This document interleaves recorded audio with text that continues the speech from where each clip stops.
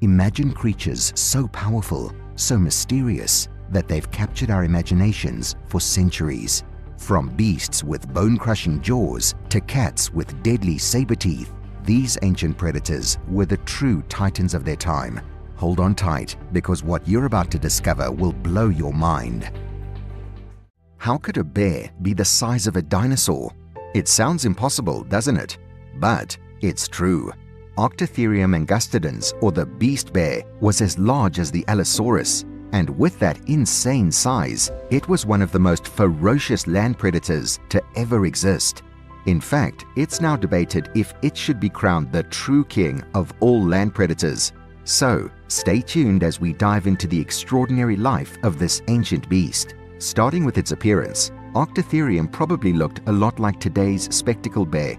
It had a big body, a somewhat short snout, and round ears. But the short snout might just look that way because its face was deep, not because it was actually short.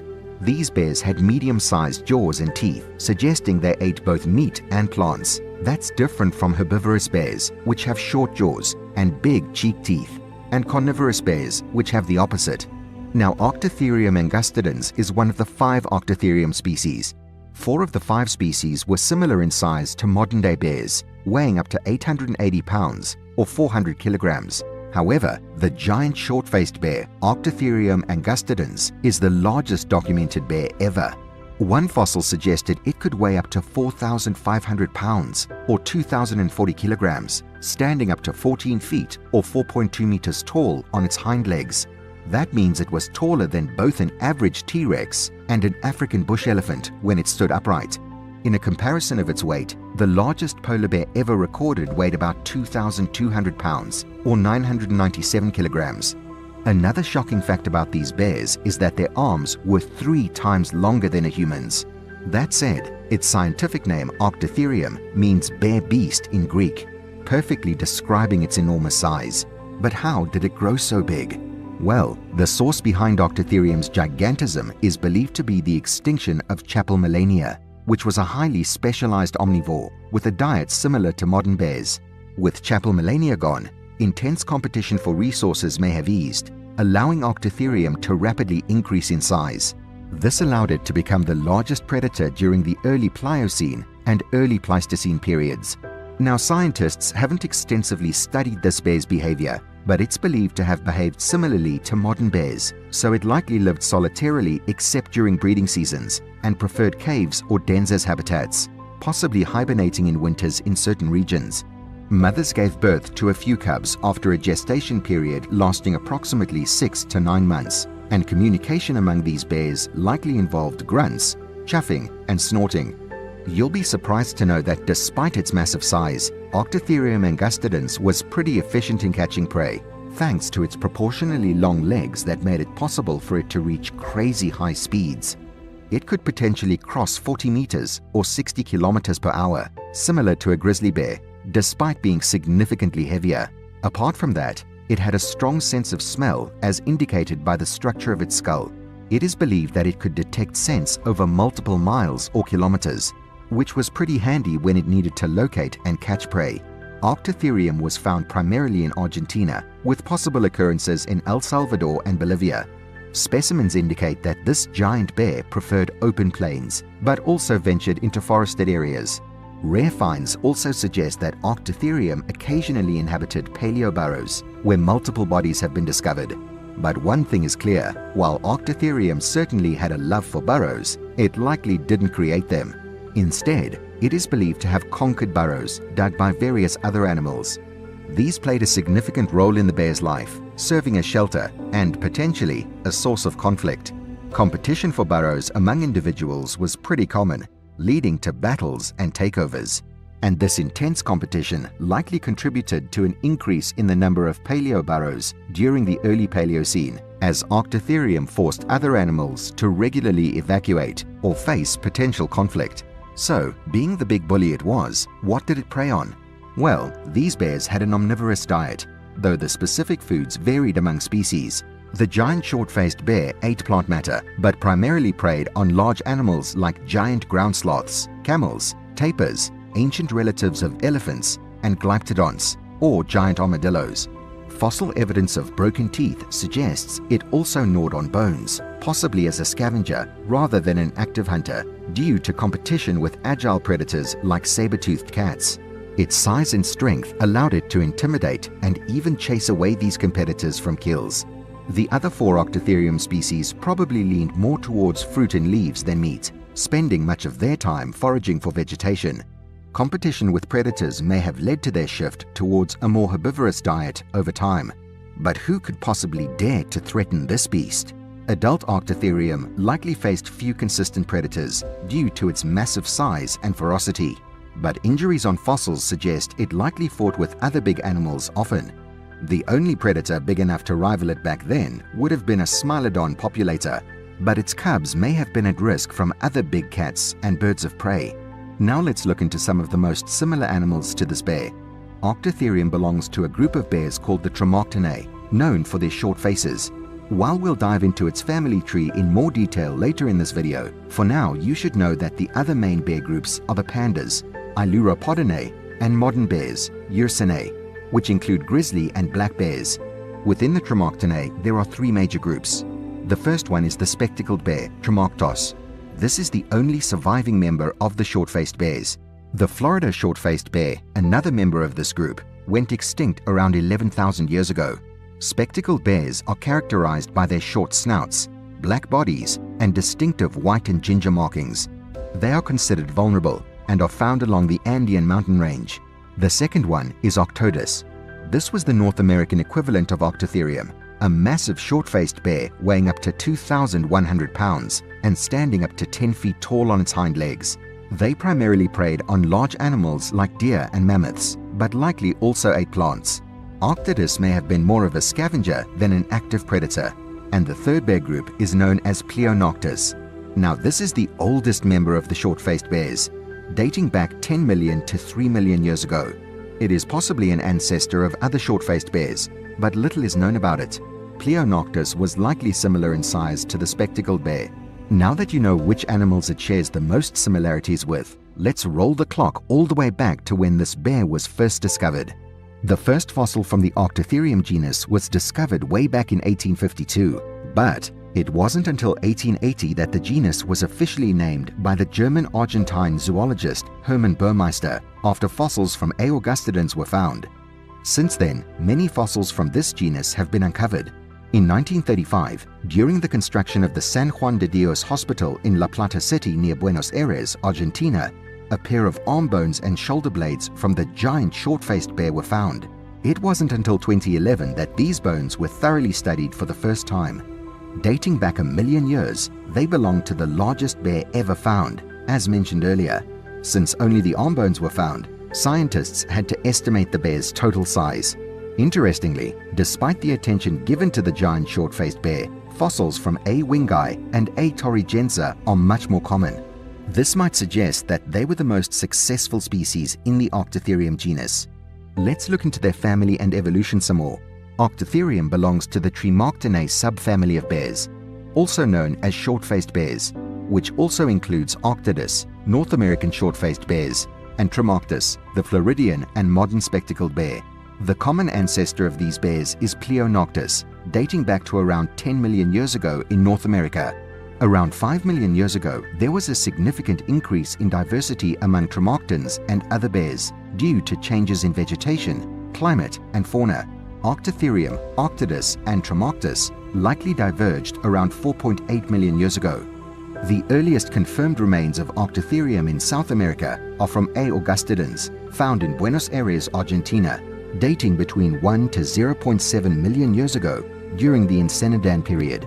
A. augustidens became extinct around 700,000 years ago and was replaced by smaller species. Successor species like A. vetustum, A. bonariense, A. targensa, and A. wingi appeared during the Middle to Late Pleistocene, with A. wingi being the smallest but most widespread species. Within Arctotherium, 2 clades are identified, A. bonariense and A. targensa.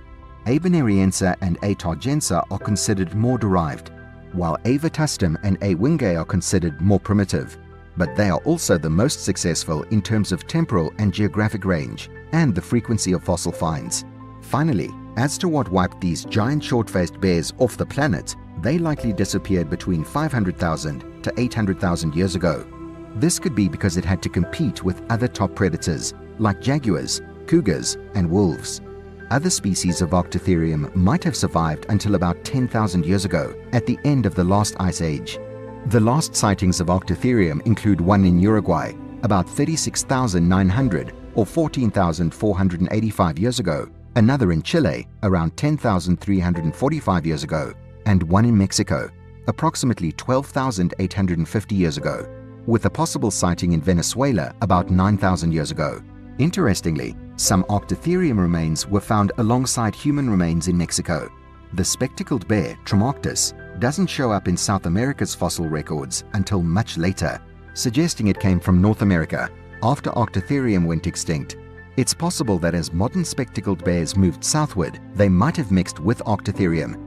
During a period called the Quaternary extinction event, species with simpler body shapes, like the Tromoctus bear, were more likely to survive.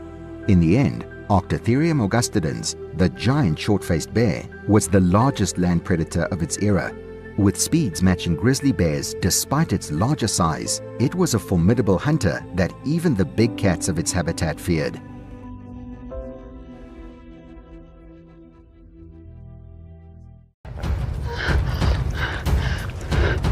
No. Ghost? No. No. Disclaimer: this is not a Game of Thrones fan fiction episode. Dire wolves were real.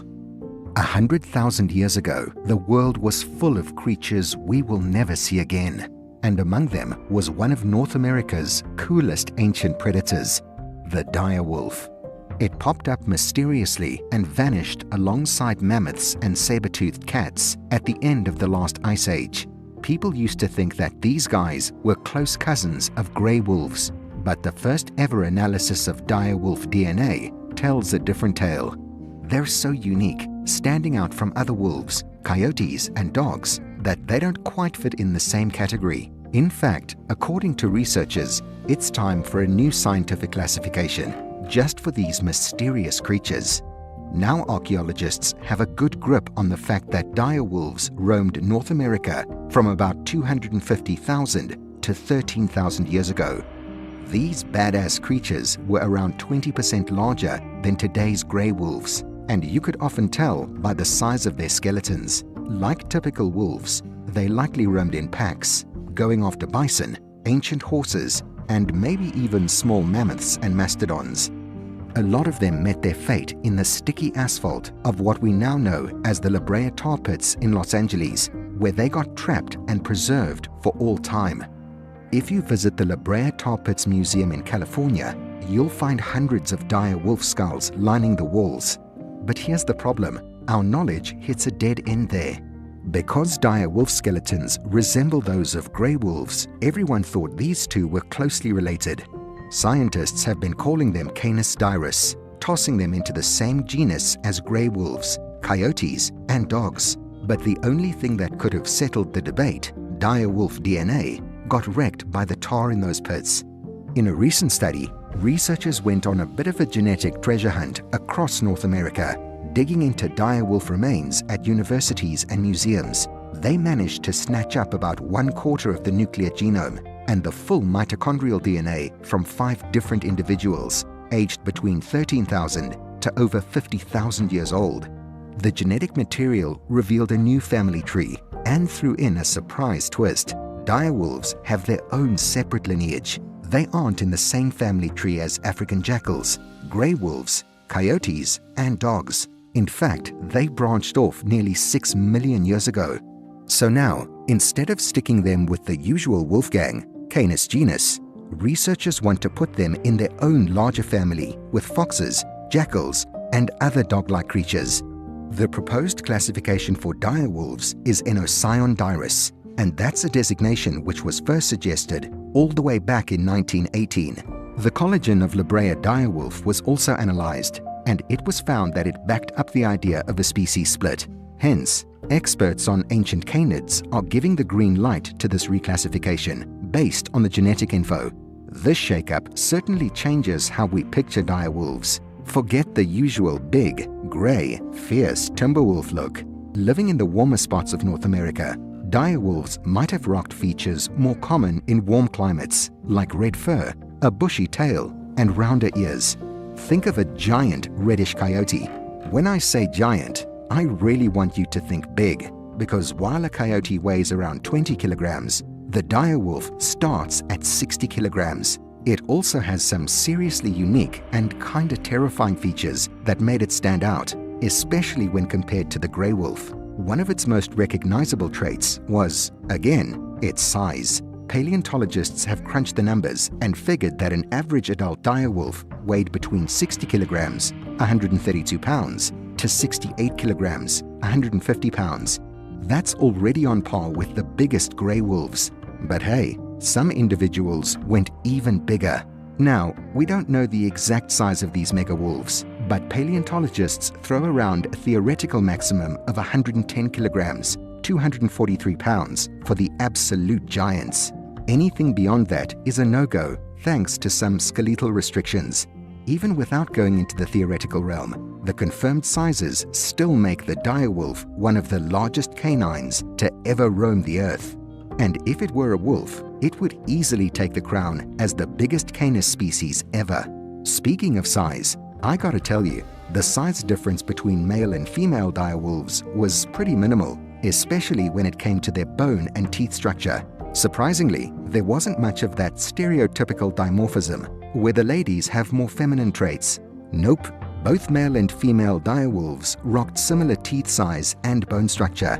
Now, in today's animal kingdom, the extent of this size difference usually hints at the breeding system. If males have giant canine teeth, it's often a sign of intense competition for females, and the system might be polygamous. One big shot male dominating and mating with multiple females. But with dire wolves, where both sexes had almost identical canine teeth, it's a different story. This suggests there wasn't much competition between the guys, and the researchers are leaning towards a more pair-bonded setup. In simpler terms, it's believed that dire wolf packs were likely monogamous, with one male cozying up to one female for some wolfy romance. Now, what did they like to eat? Turns out these guys were big meatheads, with about 70% of their food coming from meat, wild horses and bison, with the occasional fancy feast featuring mastodon, and giant ground sloths were their absolute fave. However, they didn't really like smaller snacks. That's probably because the rear teeth of dire wolves were built for tearing, not chewing. So, it seems like they didn't get to savor the flavors through a good chew. Instead, these guys were more into tearing off hefty chunks of flesh and gulping it down in one go. Now, this dining preference might have played a role in their eventual extinction. The thinking goes that being picky eaters, especially in a changing environment, could have put dire wolves at a disadvantage. As their large prey, like the wild horses and bison, faced challenges or changes in their habitats, dire wolves might not have easily adapted to a new menu. However, surprisingly, they'd also crave some sweet treats sometimes, which drew them to fruits like berries. Yeah, I know, they don't really look like the type to eat berries. What's known about their living preferences is that these beasts definitely lived in packs, and this is a common belief, especially because many sites across the Americas have turned up loads of dire wolf remains, all lying together. One of the most famous spots for this ancient wolf party is, of course, the La Brea tar pits. And the crazy thing is, there are so many dire wolf fossils found there that it's pretty convincing. These wolves were into group living, for sure. However, we don't know exactly how big these wolf packs were. Estimates suggest they could range anywhere from 12 to 30 individuals. Man, that's a lot of wolves. But you know that their pack structure is exactly what made them super successful, because together they were a challenge for other predators. And fossil remains tell us that dire wolves were indeed the real kings of the carnivores back in their time. The pack had a power duo, 2 alphas leading the way, and the rest of the gang were the offspring of these alpha pairs from both the current and previous years. Now, dire wolves shared their turf with a bunch of other predators, like the Smilodon, American lion, short-faced bear, and modern cougars. This crowded predator scene meant fierce competition for food, and studies on the bones of the dire wolf's prey revealed that these wolves were no dainty eaters. They went all in, chomping down as much as possible, as quickly as possible, which was clearly a survival strategy given their environment. Moreover, humans might have been a bit of a headache for these big canines too. After all, both humans and direwolves shared North America for thousands of years, with humans arriving over 20,000 years ago and direwolves sticking around until about 9,500 years ago. Now let's talk about their sudden disappearing act. Scientists are still in the dark about exactly why direwolves ghosted on us. But here's what we do know. They vanished along with other big Ice Age animals. There's one pretty famous theory though. Yep, you know it. They blame it on climate change. Perhaps the big prey that direwolves chowed down on kicked the bucket due to the changing climate. Meanwhile, grey wolves and coyotes survived because they could switch to smaller snacks. However, this theory is turning out to be a bit flawed, because if anything, the direwolf is seen as better equipped to survive than the grey wolf. So now, we have another possibility that perhaps this beast had a completely different social structure compared to grey wolves. That could have been what really led to its extinction, instead of shortage of prey. And of course, humans might have played a part. Early Native Americans could have been competing with direwolves for their prey, leading to tough times for these ancient predators. In the end, these North American giants, 20% larger than today's grey wolves, are considered one of the most famous species of prehistoric carnivores to ever exist. Their dominance, notably in the La Brea tar pits, challenges existing perceptions of the Pleistocene carnivore hierarchies. Even though it's gone extinct, this magnificent animal will continue to live on in our imaginations when we reminisce on the Ice Age. With enormous, deadly sharp canines, this saber-toothed cat is well known as one of the most powerful animals to ever go extinct. But what exactly did it do with those 7-inch long fangs coming out of its jaw? Was it an isolated predator, or did it live in prides like modern lions? We've got all the answers for you. But first, we must warn you.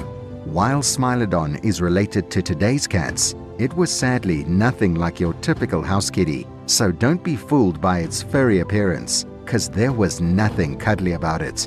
The name literally means deadly knife tooth, but you'll be shocked as we reveal the real purpose behind those finely serrated fangs. Now, the Smilodon's often compared to a modern lion in size, but its build was actually very different. These cats were hugely powerful and muscular, beyond comparison.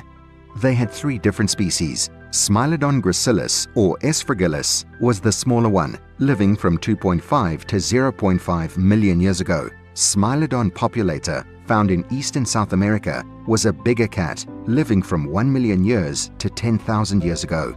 It was hefty, measuring 3 meters in length and standing at 1.25 meters tall. It weighed between 220 to 400 kilograms, making it one of the heaviest cats ever. Its upper canines were incredibly long, reaching up to 28 centimeters. The third and the final species was Smilodon fatalis, or S. californicus, and it was famous for being found in the Rancho La Brea tar pits in Los Angeles. This cat was similar in size to a female lion, but heavier, weighing about 200 kilograms and standing around 1 meter tall at the shoulders. It lived from 1.6 million years to 10,000 years ago. Now, many Smilodon bones have been found in California, but these big cats roamed freely throughout both North and South America during the Ice Age. Other Ice Age carnivores, like the short-faced bear and direwolf, are closely related to modern bears and wolves, but no true descendants or relatives of the saber-toothed cats survive today. If we talk about its appearance, Smilodon was about the size of a lion, but wouldn't have looked like one. Its body proportions and likely its gait and behavior would have been more similar to a black bear than to a lion. It had massive arms and forearms, a huge chest, relatively short and stout back legs, and grappling hooks on its thumbs. The neck muscles were also much larger than those of modern cats, implying that Smilodon had a pretty powerful bite. Out of the 3 species, Smilodon populator was the largest saber-toothed tiger, measuring about 3 meters in length, standing 1.25 meters tall, and weighing about 400 kilograms. That is to say, it was a bit larger than a modern-day lion, and much heavier. It had short, muscular legs, and a bobbed tail similar to a modern bobcat. This ferocious cat's powerful front legs were adapted for springing onto prey, but it wasn't very fast and couldn't chase down swift animals like deer. But you'll be shocked to find out what it was capable of hunting. Its skull was 31 centimeters long and had two huge saber-like canine teeth that were serrated and oval in cross-section. Remember Diego from the movie Ice Age? Yes, just like him. Many Smilodon fossils have been found with broken canines, indicating tough encounters during hunts. For instance, a fossil wolf was found with a Smilodon tooth fragment embedded in its skull. Another Smilodon recovered from the La Brea tar pits had a fatal puncture wound from another of its own kind, suggesting they might have engaged in fierce fights. Scientists can also calculate Smilodon's build from fossils, but it's much harder to determine what its skin and fur would have looked like based on modern cats. Their coats could have had various markings designed for optimal hunting camouflage. While they probably didn't have stripes like tigers, if they had any patterns on their fur, they were more likely spots. That's because the environment at Rancho La Brea, where many Smilodon fossils were found, wouldn't have been suitable for striped camouflage. Next, let us introduce you to this cat's insanely flexible jaw. Seriously, you'll be surprised how far these cats could open their jaws. They had the impressive ability to open them up to a whopping 120 degrees, which is far more than today's lions, as they can only manage about 65 degrees. On top of this crazy flexibility, Smilodon's strong neck and jaw muscles enabled them to stab its prey with its deadly maxillary canine saber teeth. However, its jaws were relatively weak due to its long canines, and that resulted in a bite strength comparable to that of a large dog and much weaker than that of a lion. It may have used its front incisor teeth to tear strips of flesh from the bones of its prey. Their massive teeth are often compared to a stag's antlers, suggesting they were specialized for killing. Honestly, it's hard to imagine these large canines having any other purpose than piercing thick-skinned prey. Smilodon fatalis was one of the many saber-toothed predators that once ruled the planet. While today's big cats don't have saber teeth, these specialized features have come and gone in ancient mammals several times. It is believed that these long teeth evolved to help the cat hunt tough-skinned prey. DNA analysis of Homotherium, a cousin of Smilodon, showed it mainly hunted mammoths. This suggests saber-toothed features evolved multiple times to tackle thick-skinned prey. With canines twice as long as Homotherium's and a strong body, Smilodon might have specialized in hunting not just young mammoths, but adults too. Research also suggests that Smilodon could shear off flesh from kills using its carnassial teeth. But it's unclear if these cats could survive after losing their teeth. The common belief is that they'd probably die. There's another pretty interesting fact about their teeth. Smilodon cubs have been found in the La Brea tar pits, and analysis of their teeth revealed they were born with serrated milk sabers, just like hyenas. These specialized teeth likely helped them eat portions of a carcass that adults couldn't. It took about 3 years for Smilodon cubs to reach full maturity, with their adult sabers growing in around 1.5 years of age. It's been revealed that their teeth grew at a rate approximately double that of their living relatives, but still took years to fully emerge. This study introduced a new technique combining isotopic analysis and X-ray imaging, which for the first time provides specific ages for developmental events in Smilodon, particularly in their teeth. The research estimates that the permanent upper canines of S. fatalis erupted at a rate of 6 millimeters per month, twice as fast as the growth rate of an African lion's teeth. However, the dagger-like canines of the extinct cat weren't fully developed until about 3 years of age. Now this is pretty darn important for predators like big cats, because for these guys, an important factor determining an individual's full hunting ability is the time it takes for their weapons, which are their teeth, to grow. Now for the real use of these teeth. What good were they? The saber-toothed cat was particularly known for its ability to take down large prey. Its iconic massive canines, the largest of any mammal, were impressive weapons. But scientists have long debated how these teeth were actually used. A new study on Smilodon suggests that despite their size, their bite was surprisingly weak. So, instead of being used for overpowering prey, These teeth were likely precision weapons. They would deliver a single, final wound to a subdued victim, similar to an assassin's stiletto, rather than a swordman's blade, if you know what I mean. Before the study, people had different ideas about how Smilodon hunted. Some thought it used its teeth to hang onto big prey, slash them open, or impale them when jumping.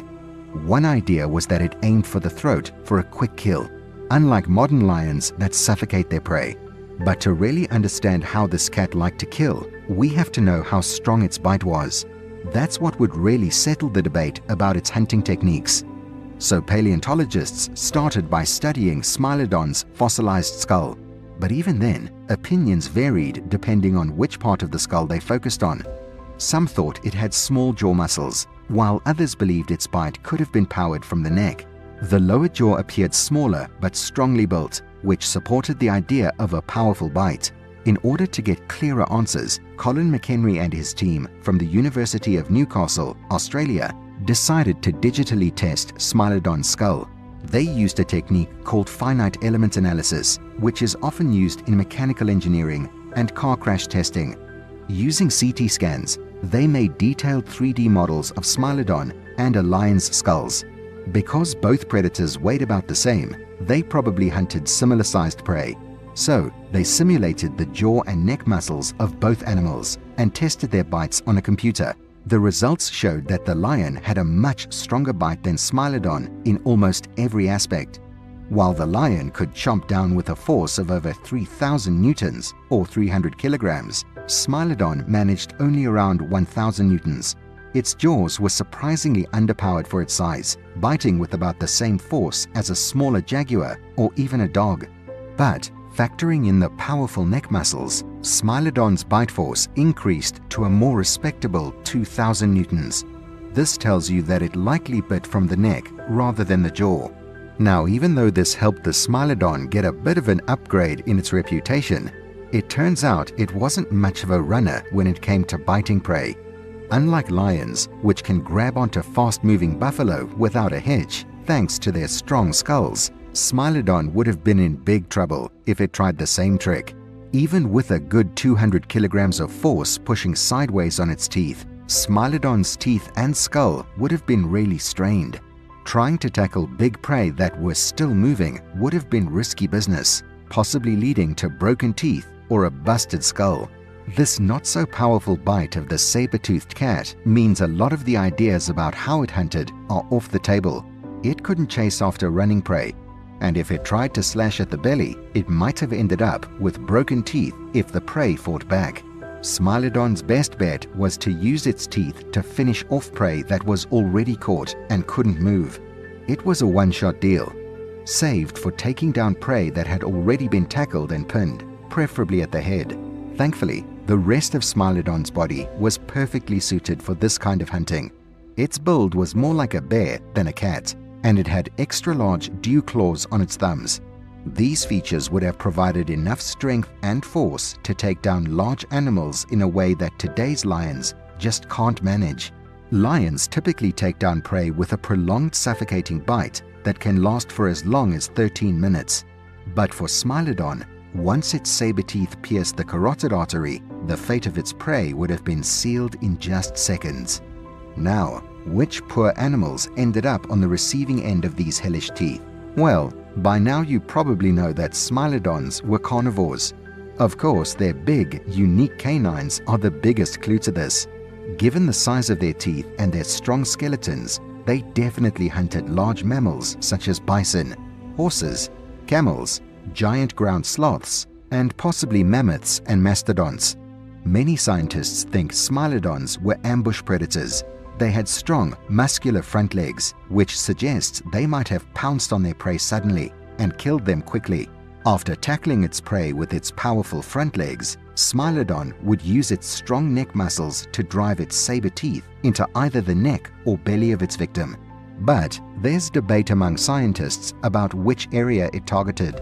Some scientists argue that targeting the belly is risky, as it leaves the cat vulnerable to a counterattack, such as a kick from the prey.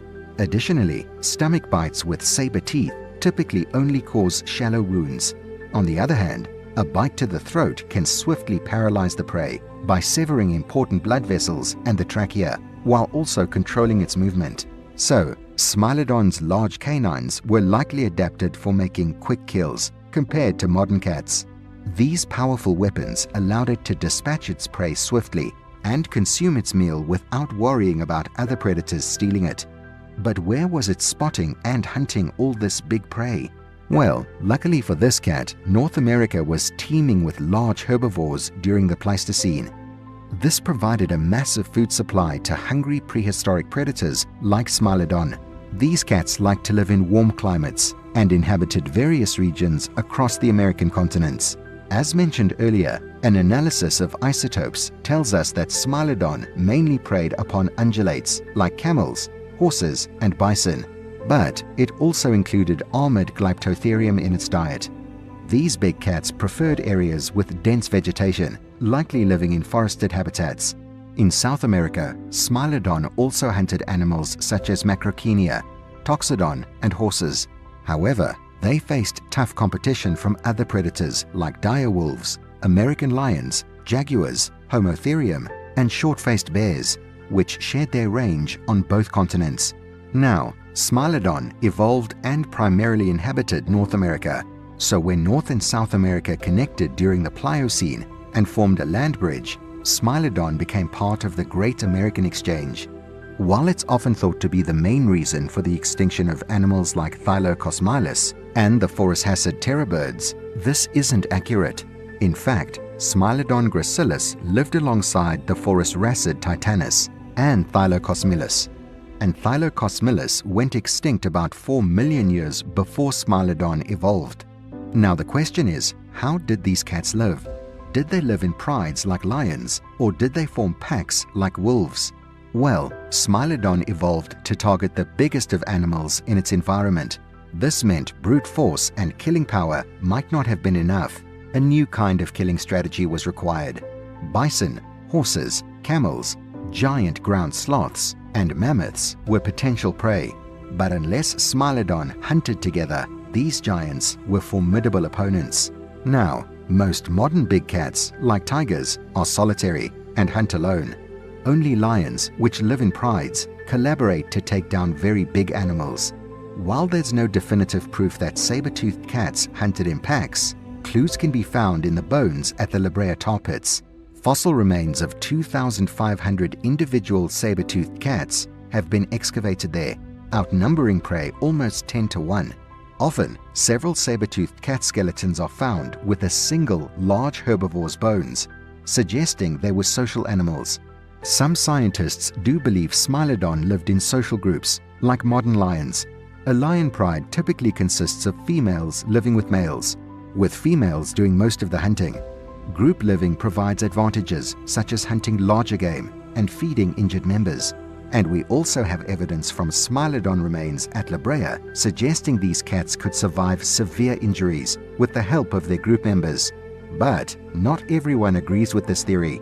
Some argue that social interaction is rare among carnivores, and it's more likely that injured members would be eaten rather than nursed back to health.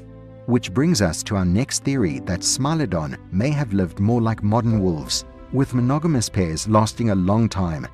This is because, unlike lions, both male and female Smilodons were similar in size and had the same formidable teeth. This points to the fact that maybe they didn't have distinct roles like those seen in lion prides. Finding similar giant canines in both sexes also rules out the idea of these teeth being male ornaments. Now, let's dig into the story of how people first found out about Smilodon. In 1830, a Danish scientist named Peter Wilhelm Lund found and described the first Smilodon populator fossil in Brazil. He called this group of animals Smilodon in 1842. After this first discovery, other similar cats were found too. In 1869, another kind called Smilodon fatalis was dug up in North America by a scientist named Joseph Leidy. Then, in 1880, yet another type called Smilodon gracilis was discovered by a scientist named Edward Drinker Cope. It was discovered that these big cats lived pretty long ago and were found in different parts of the world like Eurasia, North America, and South America. Out of these three, Smilodon fatalis is the one most people know about in North America. Lots of them were found in a place called Rancho La Brea in California, where there are sticky pits of tar. Scientists used the bones of these animals to figure out how they are related to the animals we see today. But because the bones are so old, there's not a lot of information scientists could get from them. So it was assumed that these cats, like all big and small cats, belong to the family called Felidae and the group called Carnivora. An early analysis of the DNA of these creatures suggested they were closely related to modern-day cats like lions and tigers. But recent, more detailed research showed that Smilodons weren't actually close relatives of these cats. Instead, they belong to a group called Machaerodontinae, which is pretty different from the group that modern cats belong to. Now, that's all good, but then how exactly did these cats get wiped off the planet? Saber-toothed cats disappeared along with other big animals about 12,000 years back during a time called the Quaternary extinction. Some say it was because of climate changes or humans hunting them down. Old studies, especially looking at teeth from the La Brea tar pits, made people think these cats had a tough time finding food. They saw lots of broken teeth and figured the cats were biting into bones out of desperation.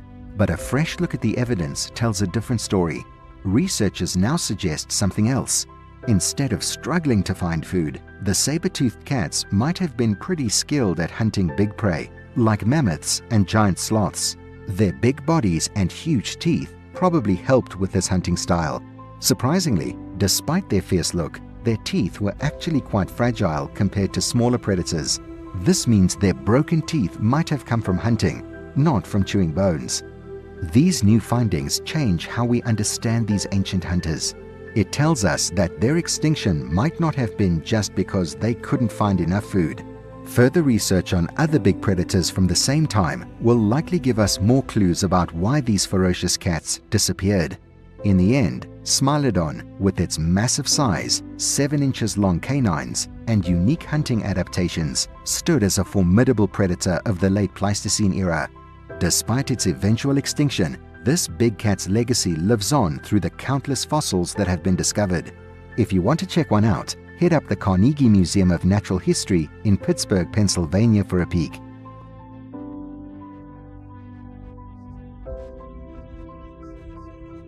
If we roll the clock back 13,000 years and you find yourself in a face-off with this formidable beast, good night. The American lion was a giant pantherian cat that roamed the lands of North America during the Pleistocene epoch.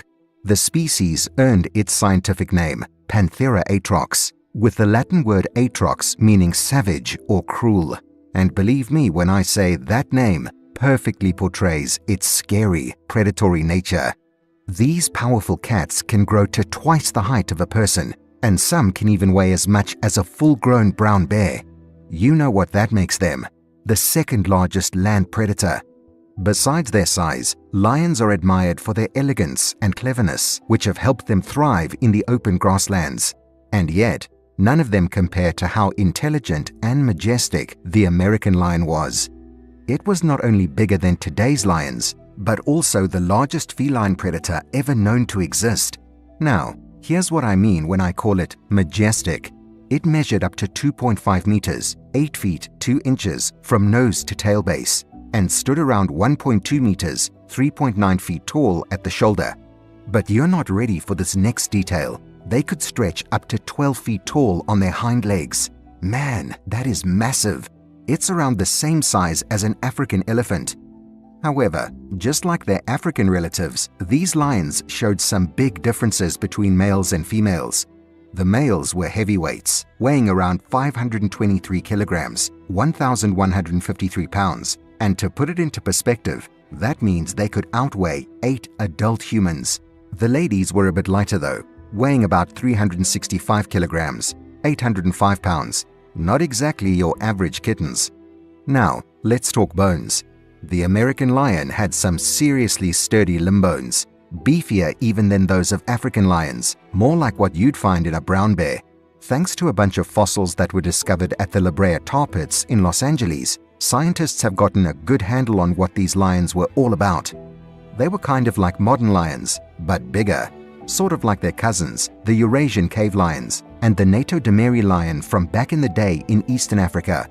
Some skin remains have also been found in caves down in the Argentine Patagonia, suggesting that the American lion had a reddish coat, and cave paintings found in the Santa Cruz province of Argentina back that up. They actually show the lion with a similar reddish color. This helps tell them apart from other big predators like jaguars, which were painted with more of a yellowish hue in similar cave art. But just like the dire wolf, it turns out that the American lion wasn't actually a lion. Recent research has revealed that despite many similarities, these two cats are too different to belong to the same species.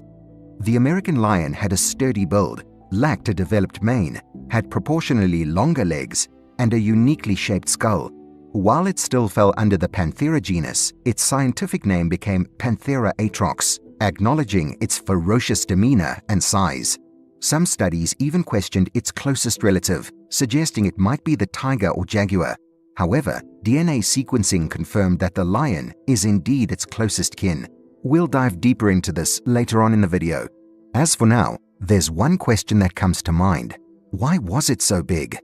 Well, somewhere along the way, the American lion not only became its own distinct species, but also grew astonishingly large. Paleontologists estimate that, on average, an adult American lion was about 25% larger than an African lion, but some individuals surpassed even this size. This considerable size difference was due to high sexual dimorphism and variability in size within the species.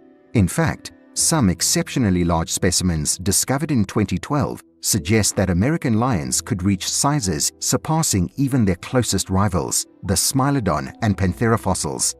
While their impressive size made them one of the most formidable predators of their time, I gotta tell you, it didn't slow them down at all. Yep, despite their mammoth bodies, they were surprisingly fast. Their sturdy bones and long legs enabled them to maintain speeds of over 30 miles per hour, 48 kilometers, which is faster than any human runner and comparable to a warthog speed.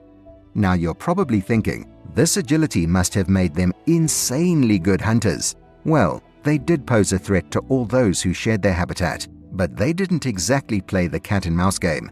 The truth is, despite their speed, it's believed that the American lion primarily hunted using ambush tactics, rather than chasing prey over long distances. During these ambushes, they would use their retractable claws and powerful bite to take down unsuspecting targets.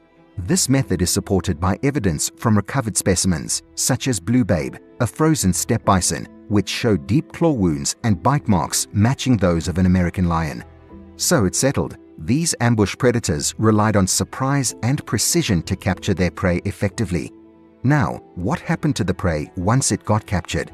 Well, this is where the bite force of the American lion comes into play.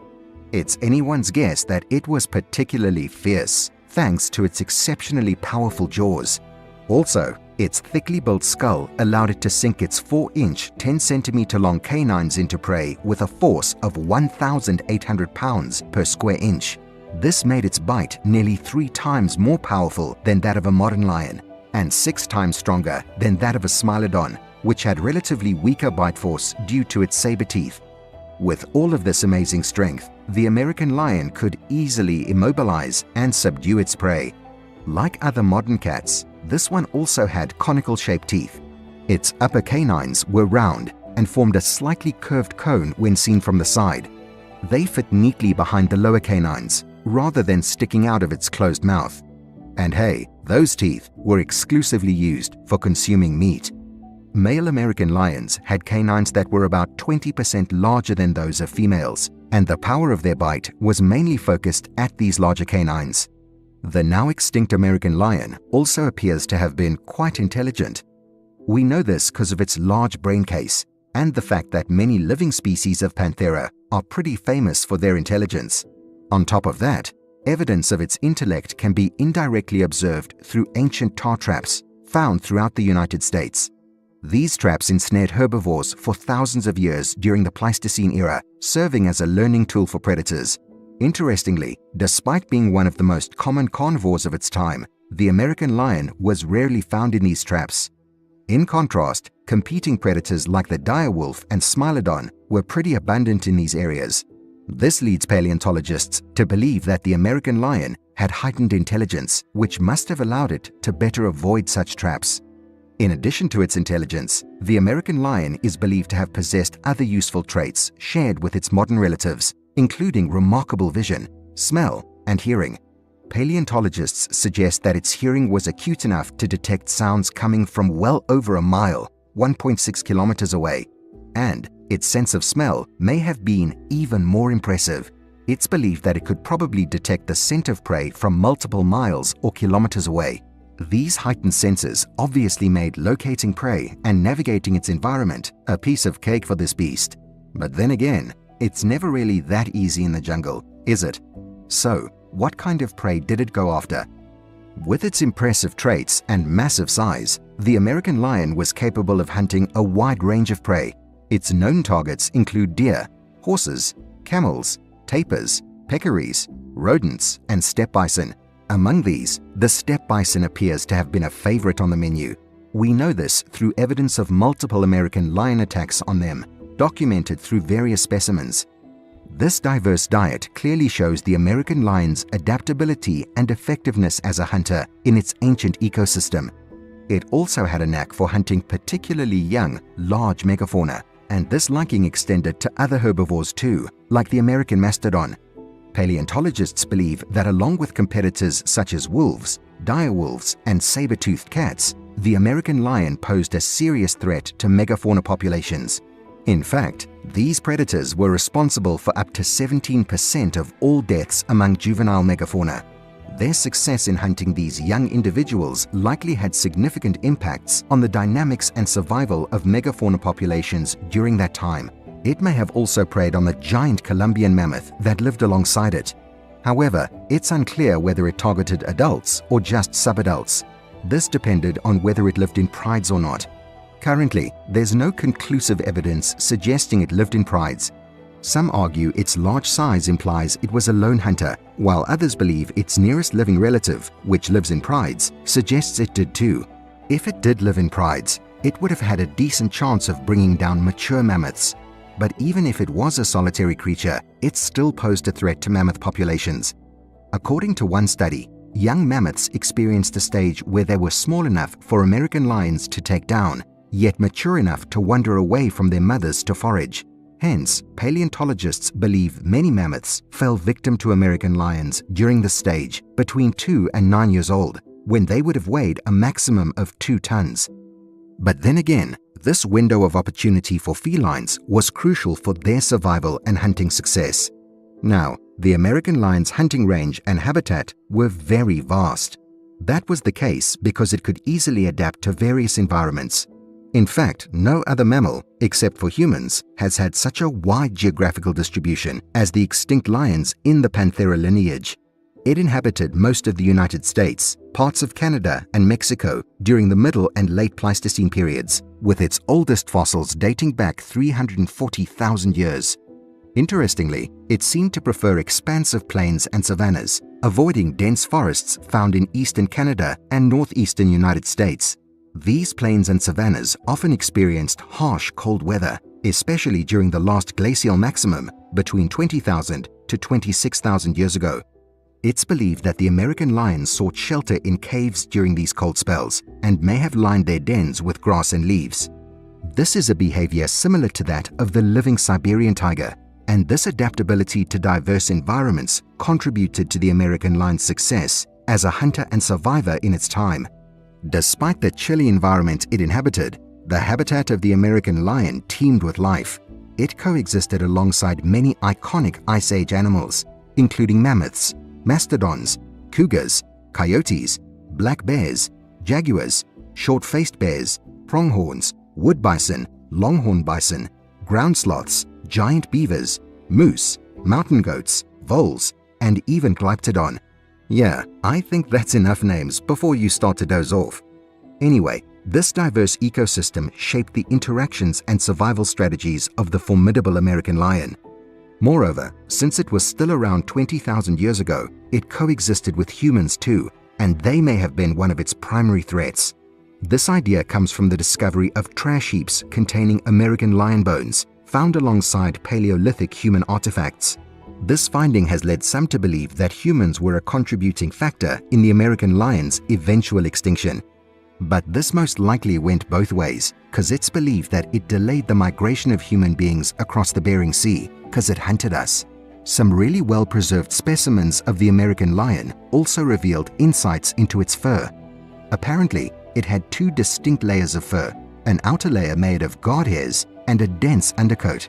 This dual-layered fur not only provided protection from the cold, but also gave the American lion a reddish appearance that we mentioned earlier.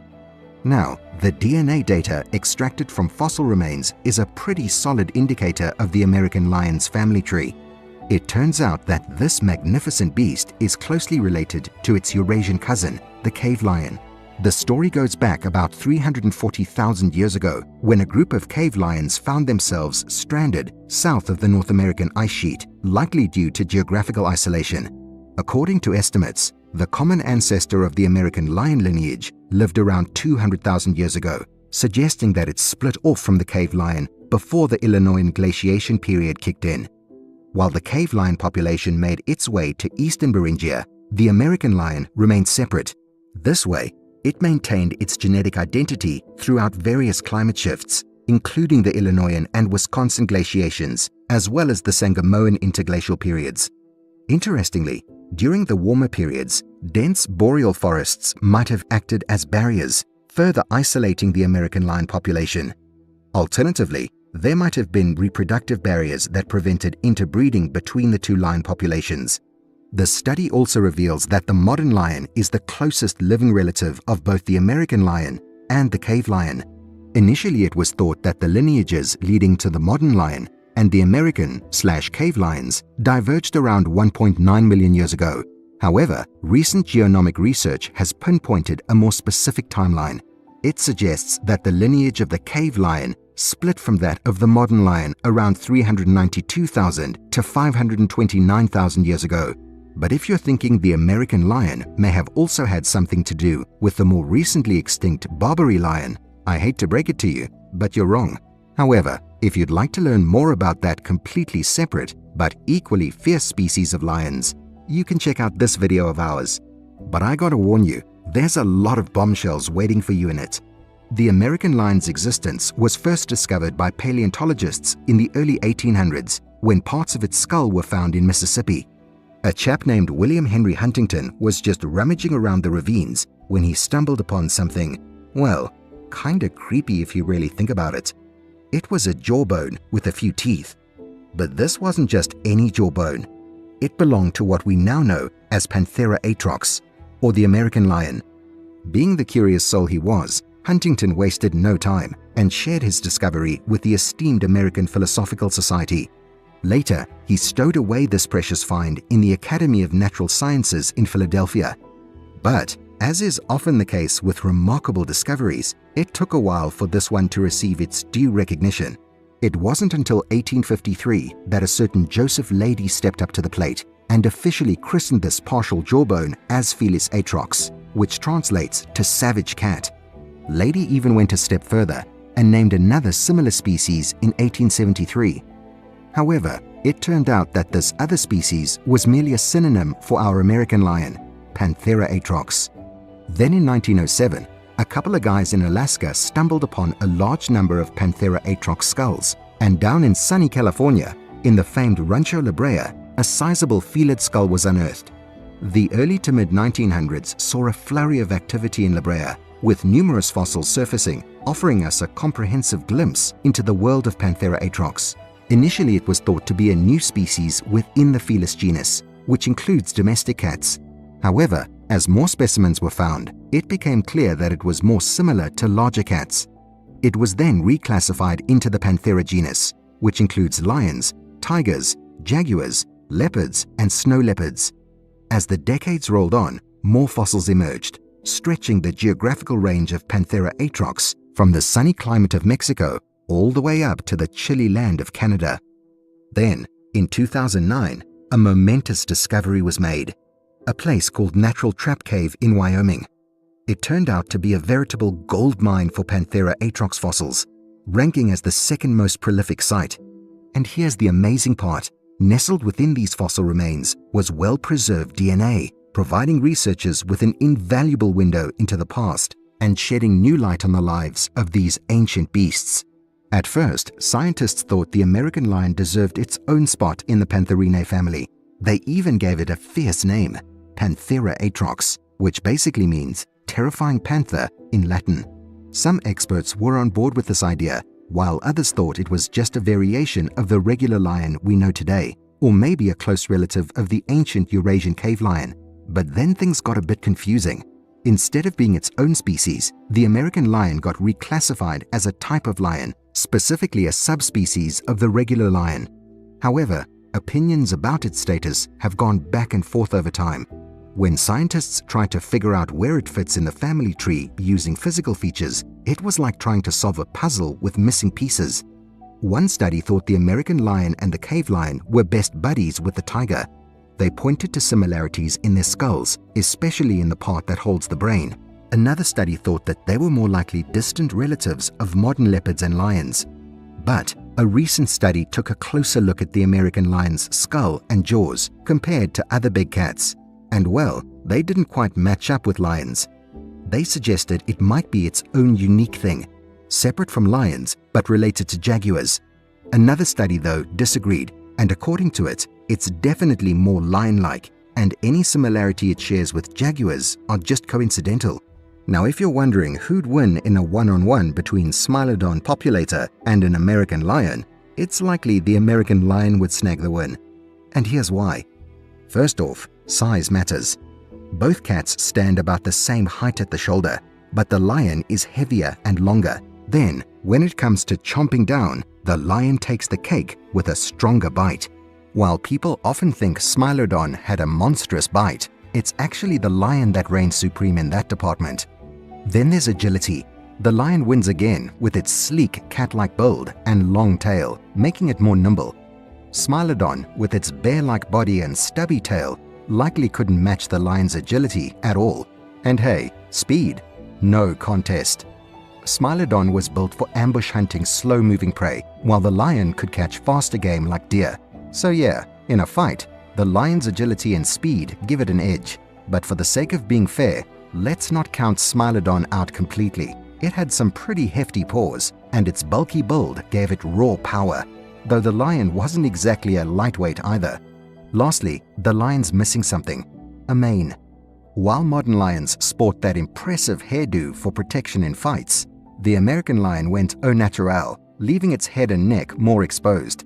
So yeah, while this can be a close fight, the American lion has the best chance of winning it. What do you think? The exact timing of the American lion's extinction remains uncertain, but the youngest fossils of this giant feline have been dated to around 12,877 years ago. This extinction date coincides with a significant extinction event known as the Quaternary extinction. The late Quaternary megafauna extinction was a massive extinction event that rocked ecosystems worldwide. Climate change and the arrival of modern humans have long been pointed to as the main culprits, but just how much each contributed to the devastation isn't very clear. But what we do know is that many of the large mammal species disappeared from the beginning of the last interglacial around 132,000 years ago up to just 1,000 years ago, and sadly the extinct American lion was one of them. While extinctions are nothing new in Earth's history, the speed and scale of this event were unprecedented in millions of years. In the end, there's only one thing left to say. All cats are runners and killers, but the American lion, the biggest cat of all time, could do it all better. Be it humans, horses, or other megafauna, this cat's teeth could cut the jugular right out of them, and with its massive size and robust bone structure, it was for sure a dominant predator of its time and ruled over every landscape that it inhabited. And that's a wrap. But here's a question for you. If you got lost in an Alaskan national park and got chased by a predator, do you think your chances of surviving would be greater if it was a Smilodon or an American lion? Drop your thoughts in the comments below. And if you enjoy learning about ancient creatures, make sure to hit that subscribe button and stay tuned for more cool stuff about the past.